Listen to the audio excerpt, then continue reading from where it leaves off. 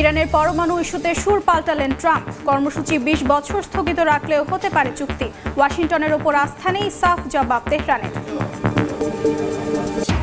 যুদ্ধবিরতির মেয়াদ আরও ৪৫ দিন বাড়াতে সম্মত ইসরায়েল লেবানন, জানালো মার্কিন পররাষ্ট্র দপ্তর। দখলদার বাহিনীর হামলায় দক্ষিণ লেবাননে নিহত ৬, আহত ২২।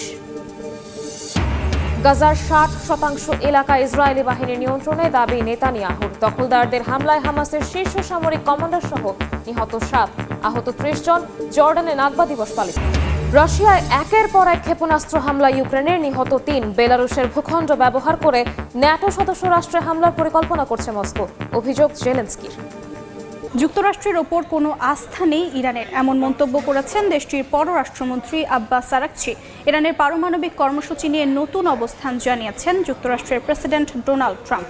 তেহরান যদি ২০ বছরের জন্য তাদের পরমাণু কর্মসূচি স্থগিত রাখে, তবে সেটিকেও যথেষ্ট হিসেবে বিবেচনা করা যেতে পারে বলে মন্তব্য করেন ট্রাম্প। তবে একই সঙ্গে তিনি সতর্ক করে বলেছেন, ইরানের প্রতি তার ধৈর্য শেষের পথে।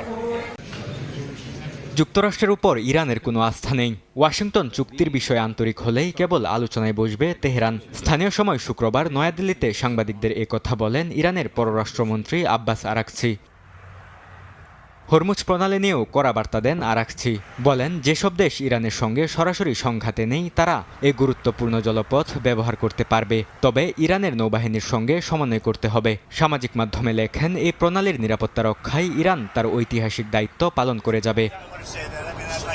অন্যদিকে মার্কিন প্রেসিডেন্ট ডোনাল্ড ট্রাম্প বলেন, ইরান যদি তাদের পারমাণবিক কর্মসূচি ২০ বছরের জন্য স্থগিত রাখে তবে সেটি গ্রহণযোগ্য হতে পারে। এর আগে ইরানকে সম্পূর্ণভাবে ইউরেনিয়াম সমৃদ্ধকরণ বন্ধ করার আহ্বান জানিয়েছিলেন তিনি, যাতে পারমাণবিক অস্ত্র তৈরি করতে না পারে তেহরান। ইরান ইস্যুতে ধৈর্য কমে আসছে এবং আলোচনায় এখনও কোনো অগ্রগতি হয়নি বলেও জানান ট্রাম্প। তিনি দাবি করেন, দুই পক্ষের মূল অবস্থান এখনও অনেক দূরে। ইরান যুদ্ধবিরতির বিনিময়ে বিভিন্ন শর্ত দিয়েছে, যার মধ্যে রয়েছে শত্রুতা বন্ধ, নৌ অবরোধ প্রত্যাহার এবং সামরিক হামলা বন্ধের নিশ্চয়তা। অন্যদিকে যুক্তরাষ্ট্রও তার মিত্ররা পারমাণবিক সক্ষমতা সীমিত করার উপরই জোর দিচ্ছে। ইসরায়েল ও লেবাননের মধ্যে চলমান ভঙ্গুর যুদ্ধবিরতির মেয়াদ আরও ৪৫ দিন বাড়ানোর বিষয়ে সম্মত হয়েছে দুই দেশ। যুক্তরাষ্ট্রের মধ্যস্থতায় ওয়াশিংটনে ২ দিনের আলোচনার পর এই সিদ্ধান্তের কথা জানিয়েছে মার্কিন পররাষ্ট্র দফতর। যুদ্ধবিরতির মাঝে ইসরায়েলি বিমান হামলায় দেশটিতে অন্তত ৬ জন নিহত হয়েছেন, আহত হয়েছেন ২২ জন। ওয়াশিংটন ডিসিতে ২ দিনের আলোচনার পর যুদ্ধবিরতি ৪৫ দিন বাড়াতে সম্মত হয়েছে ইসরায়েল ও লেবানন। এক বিবৃতিতে মার্কিন পররাষ্ট্র দপ্তর এ তথ্য জানিয়েছে। যুক্তরাষ্ট্রের মধ্যস্থতায় হওয়া এই আলোচনাকে গঠনমূলক ও খোলামেলা বলে উল্লেখ করেছেন যুক্তরাষ্ট্রে নিযুক্ত ইসরায়েলের রাষ্ট্রদূত ইয়েহিয়েল লেইটার। মার্কিন মুখপাত্র টমি পিগট বলেন, এ আলোচনার মাধ্যমে দুই দেশে স্থায়ী শান্তি, সার্বভৌমত্বের পারস্পরিক স্বীকৃতি এবং সীমান্তে নিরাপত্তা জোরদারের লক্ষ্য নেওয়া হয়েছে। যুদ্ধবিরতি চলমান থাকলেও থামছে না ইসরায়েলি হামলা। দক্ষিণ লেবাননে স্বাস্থ্যকেন্দ্র লক্ষ্য করে বিমান হামলা চালায় ইসরায়েলি বাহিনী। এতে বেশ কয়েকজন হতাহত হয়েছেন। নিহতদের মধ্যে কয়েকজন প্যারামেডিকও রয়েছেন। লেবাননের প্রধানমন্ত্রী নওয়াফ সালাম বলেছেন, আরব ও আন্তর্জাতিক সমর্থন জোরদার করে ইসরায়েলের সঙ্গে আলোচনায় লেবাননের অবস্থান শক্ত করতে চান তিনি। তবে সীমান্তে হিজবুল্লাহ ও ইসরায়েলের মধ্যে প্রায় প্রতিদিনই হামলা পাল্টা হামলা অব্যাহত রয়েছে। দক্ষিণ লেবাননে ইসরায়েলের বিমান হামলা আরও তীব্র হয়েছে বলে জানায় লেবাননের স্বাস্থ্য মন্ত্রণালয়, যেখানে শিশুসহ বহু বেসামরিক হতাহতের খবর পাওয়া গেছে। ইসরায়েল দাবি করেছে তারা হিজবুল্লাহর অবকাঠামো লক্ষ্য করে হামলা চালায়। বিশ্লেষকদের মতে এটি পুরো অঞ্চলে দীর্ঘমেয়াদী অস্থিরতা বাড়াচ্ছে। গাজা সিটিতে ইসরায়েলি বিমান হামলায় অন্তত ৭ ফিলিস্তিনি নিহত হয়েছেন, আহত হয়েছেন ৩০ জন। হামলায় হামাসের শীর্ষ সামরিক কমান্ডারকে হত্যার দাবি করেছে ইসরায়েল। এদিকে গাজার ৬০% এলাকা ইসরায়েলি বাহিনীর নিয়ন্ত্রণে বলে দাবি করেন প্রধানমন্ত্রী বেঞ্জামিন নেতানিয়াহু। গাজা সিটিতে বিমান হামলায় হামাসের শীর্ষ সামরিক কমান্ডার ইজ আদ-দিন আল হাদ্দাদ নিহত হয়েছেন বলে দাবি করেছে ইসরায়েল। যৌথ বিবৃতিতে হাদ্দাদকে ৭ অক্টোবরের হামলার জন্য অন্যতম পরিকল্পনাকারী হিসেবে উল্লেখ করেন প্রধানমন্ত্রী বেনিয়ামিন নেতানিয়াহু ও প্রতিরক্ষামন্ত্রী ইসরায়েল কাৎজ। এখনও এ বিষয়ে কোনো মন্তব্য করেনি হামাস। বিবৃতিতে আরও বলা হয়, গাজা সিটির কেন্দ্রস্থলে অবস্থিত আল মুত্তাজ নামে একটি আবাসিক ভবনে একযোগে ৩টি ক্ষেপণাস্ত্র হামলা চালানো হয়। পরে একটি গাড়িকেও লক্ষ্যবস্তু করা হয়। প্রত্যক্ষদর্শীরা জানান, হামলার পর ভবনে বড় ধরনের অগ্নিকাণ্ড ঘটে এবং উদ্ধার কাজে ব্যাপক বাধার সৃষ্টি হয়। ধ্বংসস্তূপের নিচে আটকে পড়াদের উদ্ধার করে স্থানীয় হাসপাতালে নেওয়া হয়। জেরুজালেম ডে উপলক্ষে দেয়া ভাষণে গাজার 60% এলাকা এখন ইসরায়েলি বাহিনীর নিয়ন্ত্রণে বলে দাবি করেন নেতানিয়াহু। সেনা প্রত্যাহার বা ভবিষ্যৎ পরিকল্পনা নিয়ে স্পষ্ট কোনো ইঙ্গিত দেননি তিনি। ভাষণে ইরান ইস্যুতেও কড়া অবস্থান পুনর্ব্যক্ত করেন নেতানিয়াহু। বলেন, তেহরানের সঙ্গে ইসরায়েলের চলমান সংঘাত এখনও শেষ হয়নি। মধ্যপ্রাচ্যে সামরিক উত্তেজনা ও আঞ্চলিক প্রতিদ্বন্দ্বিতার মধ্যে এই মন্তব্যকে নতুন বার্তা হিসেবে দেখছেন বিশ্লেষকরা। কিয়েভে হামলার জবাবে রাশিয়ায় একের পর এক ক্ষেপণাস্ত্র ছুড়েছে ইউক্রেন। অন্তত 23টি সামরিক স্থাপনা, জ্বালানি অবকাঠামো ও অন্যান্য লক্ষ্যবস্তুতে আঘাত হানার দাবি করেছে জেলেনস্কি বাহিনী। এসব হামলায় অন্তত 3 জন নিহত হয়েছেন। ক্ষতিগ্রস্ত হয়েছে বহুতল আবাসিক ভবন ও শিল্প স্থাপনা। রাশিয়ার হামলায় ক্ষতিগ্রস্ত স্থাপনা পরিদর্শন শেষে ইউক্রেনের প্রেসিডেন্ট দাবি করেন, বেলারুশের ভূখণ্ড ব্যবহার করে ন্যাটো সদস্য রাষ্ট্রে হামলার পরিকল্পনা করছে মস্কো।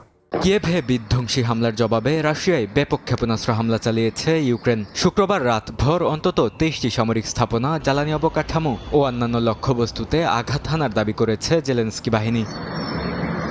সামাজিক মাধ্যমে ছড়িয়ে পড়া ভিডিওতে দেখা যায় রাশিয়ার কেন্দ্রীয় শহর রিয়াজানের তেল শোধনাগারে আগুন জ্বলছে এবং ঘন কালো ধোঁয়া ছড়িয়ে পড়ছে। এসব হামলায় বেশ কয়েকজন হতাহত হয়েছে বলে জানিয়েছে রুশ কর্তৃপক্ষ। ক্ষতিগ্রস্ত হয়েছে বহুতল আবাসিক ভবন ও শিল্প স্থাপনা। রাশিয়ার বিমান হামলায় কিয়েভে বিধ্বস্ত স্থাপনা পরিদর্শন করেন ইউক্রেনের প্রেসিডেন্ট ভলোদিমির জেলেনস্কি। হামলায় নিহতের সংখ্যা বেড়ে দাঁড়িয়েছে 24 জনে। 28 ঘন্টার উদ্ধার অভিযানে ধ্বংসস্তূপ থেকে বহু হতাহতকে উদ্ধার করা হয়। কিয়েভে হামলার পর ইউরোপীয় কূটনীতিকরা বলছেন, শান্তি আলোচনায় আগ্রহী নয় রাশিয়া। বেলারুশকে আরও গভীরভাবে ইউক্রেন যুদ্ধে টেনে নিতে চাইছে রাশিয়া, এমন অভিযোগ করেন জেলেনস্কি। দাবি করেন, বেলারুশের ভূখণ্ড ব্যবহার করে ইউক্রেনের উত্তরাঞ্চল কিংবা কোনো ন্যাটো সদস্য রাষ্ট্রে হামলার পরিকল্পনা করছে মস্কো। বিশ্ব রাজনীতিতে সামরিক শক্তি কিংবা কূটনৈতিক প্রভাবই শেষ কথা নয়, বড় হয়ে উঠেছে আন্তর্জাতিক জনমত। আর সেই জনমতের বিচারে এবার সবচেয়ে নেতিবাচকভাবে দেখা রাষ্ট্রের তালিকায় শীর্ষে উঠে এসেছে ইসরায়েল। বৈশ্বিক গ্রহণযোগ্যতার দিক থেকে যুক্তরাষ্ট্রও বড় ধরনের সংকটে পড়েছে। বিশ্লেষকদের মতে গাজা যুদ্ধ, মানবিক সংকট এবং বিতর্কিত পররাষ্ট্রনীতির কারণে বিশ্বজুড়ে দুই দেশের ভাবমূর্তিতে বড় পরিবর্তন এসেছে। আন্তর্জাতিক গবেষণা প্রতিষ্ঠান নিরা ডেটার প্রকাশিত গ্লোবাল কান্ট্রি পারসেপশনস 2026 জরিপে উঠে এসেছে বিশ্বের জনমতের নতুন বাস্তবতা। 129টি দেশ ও 3টি আন্তর্জাতিক সংস্থাকে ঘিরে 46,000-এর বেশি মানুষের মতামতের ভিত্তিতে তৈরি এই সূচকে সবচেয়ে নেতিবাচকভাবে দেখা রাষ্ট্র হিসেবে উঠে এসেছে ইসরায়েলের নাম। তালিকার পরের অবস্থানগুলোতে রয়েছে উত্তর কোরিয়া, যুক্তরাষ্ট্র, আফগানিস্তান ও ইরান। বিশ্লেষকদের মতে গাজায় দীর্ঘ সময় ধরে চলা ইসরায়েলি হামলা, ব্যাপক ধ্বংসযজ্ঞ, বেসামরিক প্রাণহানি এবং খাদ্য সংকট আন্তর্জাতিক জনমতে গভীর প্রভাব ফেলেছে। পাশাপাশি অধিকৃত পশ্চিম তীরে সহিংসতা বৃদ্ধি এবং ফিলিস্তিনিদের বাস্তুচ্যুতির ঘটনাও বিশ্বজুড়ে সমালোচনা বাড়িয়েছে। ফলে কূটনৈতিক সমর্থন থাকলেও সাধারণ মানুষের চোখে ইসরায়েলের ভাবমূর্তি বড় ধরনের সংকটে পড়ছে। এদিকে জরিপে যুক্তরাষ্ট্রের অবস্থানও ওয়াশিংটনের জন্য সতর্কবার্তা হিসেবে দেখা হচ্ছে। মাত্র 2 বছরের ব্যবধানে দেশটির নেট রেটিং +22% থেকে নেমে হয়েছে -16%। অর্থাৎ বৈশ্বিক গ্রহণযোগ্যতায় 38 পয়েন্ট কমেছে যুক্তরাষ্ট্রের অবস্থান। বিশ্লেষকদের মতে ডোনাল্ড ট্রাম্পের আগ্রাসী পররাষ্ট্রনীতি, মিত্রদের সঙ্গে টানাপোড়েন এবং মধ্যপ্রাচ্য ইস্যুতে অবস্থান এই নেতিবাচক প্রবণতার বড় কারণ।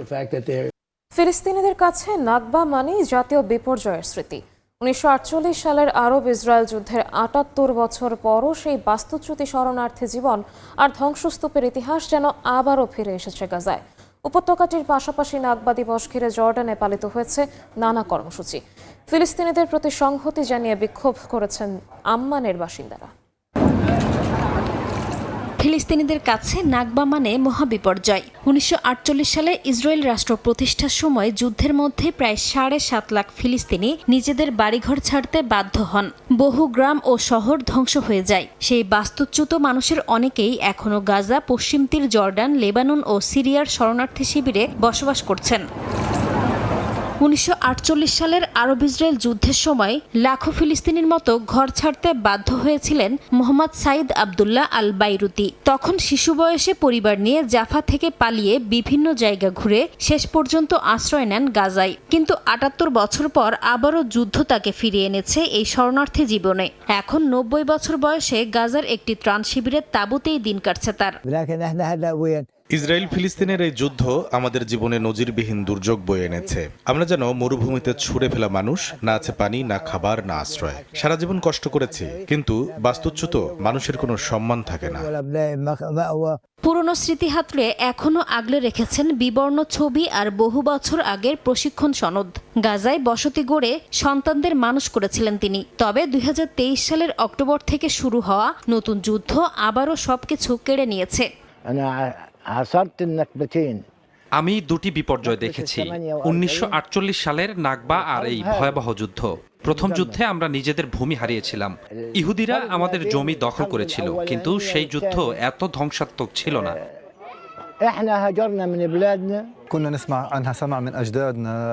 আজ গাজার বাসিন্দারা বাস্তুচ্যুত, প্রতিটি মানুষ কষ্টে আছে। যারা নিজেদের ঘরে আছে তারাও যুদ্ধের ভয়াবহতা, মানসিক চাপ আর স্বাস্থ্য সংকটে ভুগছে। উপত্যকার প্রতিটি পরিবারই কাউকে না কাউকে হারিয়েছে। নাকবার ৭৮তম বার্ষিকীতে গাজায় র্যালি বের করেন বাসিন্দারা, জানানো হয় প্রতিবাদ। পাশাপাশি জর্ডানের রাজধানী আম্মানেও ফিলিস্তিনিদের প্রতি সংহতি জানিয়ে বিক্ষোভ মিছিল হয়। হাতে ফিলিস্তিনি পতাকা ও বিভিন্ন ব্যানার নিয়ে রাস্তায় নামেন বিক্ষোভকারীরা। এদিকে গাজার জাওয়াইদাতেও নাকবা দিবস উপলক্ষে আয়োজন করা হয় সাংস্কৃতিক অনুষ্ঠান। ঐতিহ্যবাহী পোশাক পরে পরিবেশন করা হয় ফিলিস্তিনি লোকনৃত্য দাবকে। পাশাপাশি গাছ লাগিয়ে নিজেদের শেকড় ও পরিচয়ের প্রতীকী বার্তা দেন অংশগ্রহণকারীরা। চীনের নিষেধাজ্ঞার তালিকায় নাম থাকা সত্ত্বেও বেইজিং সফর করেছেন মার্কিন পররাষ্ট্রমন্ত্রী মার্কো রুবিও। বিভিন্ন আন্তর্জাতিক গণমাধ্যমের খবর, চীন তার নামের বানান বদলে মার্কো লু করাতে নিষেধাজ্ঞা এড়ান তিনি। অংশ নেন গুরুত্বপূর্ণ সব দ্বিপাক্ষিক বৈঠকে।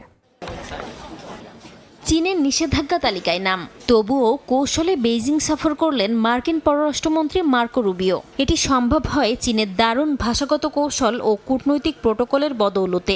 সফরের জন্য সরকারি নথিপত্রে চীন রুবিওর নামের বানান ভিন্নভাবে লেখাতেই নিষেধাজ্ঞার জালে আটকাননি তিনি। বিভিন্ন আন্তর্জাতিক গণমাধ্যমে বলা হয়েছে, মার্কিন পররাষ্ট্রমন্ত্রীর নামের বানান মার্কো রুবিও থেকে বদলে মার্কো লু করে চীন। রুবিওর পদবি চীনা ভাষায় একটি নির্দিষ্ট অক্ষর দিয়ে লেখা হতো। তিনি পররাষ্ট্রমন্ত্রী হওয়ার আগেই সেই অক্ষর বদলে লু উচ্চারণের কাছাকাছি একটি ভিন্ন অক্ষর ব্যবহার শুরু করে বেইজিং। চীনা সরকারি নথিতে এই নতুন নামের বিরুদ্ধে কোনো নিষেধাজ্ঞা নেই। এটাকে চীনের একটি কৌশলী পদক্ষেপ বলছেন বিশ্লেষকরা। 2019 সালে মার্কিন সিনেটে ফ্লোরিডার প্রতিনিধি ছিলেন রুবিও। তখন তিনি হংকংয়ের ওপর চীনের নিয়ন্ত্রণের নিন্দা জানিয়ে দুইবার নিষেধাজ্ঞার মুখোমুখি হন। এর পাশাপাশি উইঘুর মুসলিমদের ওপর নির্যাতনকে গণহত্যা বলেছিলেন রুবিও। তবে মার্কিন পররাষ্ট্রমন্ত্রীর বিরুদ্ধে নিষেধাজ্ঞার বিষয়টি অস্বীকার করেছে চীন। দেশটির পররাষ্ট্র মন্ত্রণালয় জানায়, ওই নিষেধাজ্ঞা পররাষ্ট্রমন্ত্রী রুবিওর বিরুদ্ধে নয়, দেয়া হয়েছিল সিনেটর রুবিওর বিরুদ্ধে। ডোনাল্ড ট্রাম্প দ্বিতীয় মেয়াদে যুক্তরাষ্ট্রের ক্ষমতায় বসার পর এটি ছিল তার প্রথম চীন সফর। বেইজিংয়ের গ্রেট হল অব দ্য পিপলে প্রেসিডেন্ট শি জিনপিংয়ের সঙ্গে বৈঠক করেন তিনি।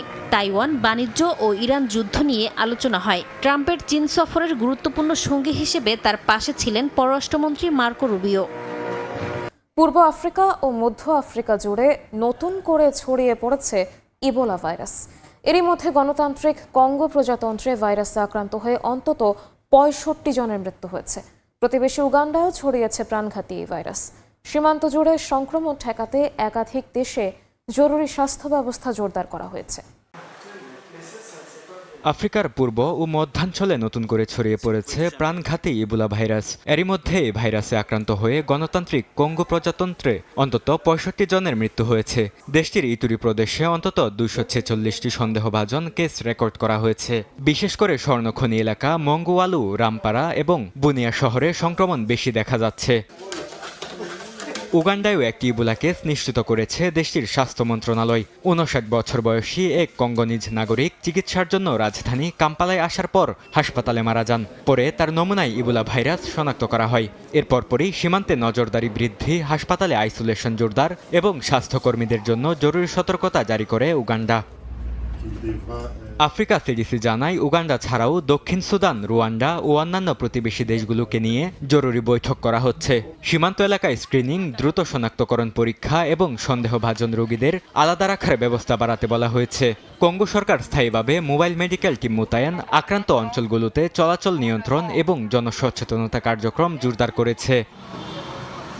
বিশেষজ্ঞদের মতে খনি শিল্প কেন্দ্রিক জনসমাগম, অতিরিক্ত জনচলাচল এবং সীমান্ত অতিক্রমকারী শ্রমিকদের কারণে সংক্রমণ দ্রুত ছড়িয়ে পড়ছে। এ কারণে আঞ্চলিক সহযোগিতা এখন সবচেয়ে গুরুত্বপূর্ণ হয়ে উঠেছে।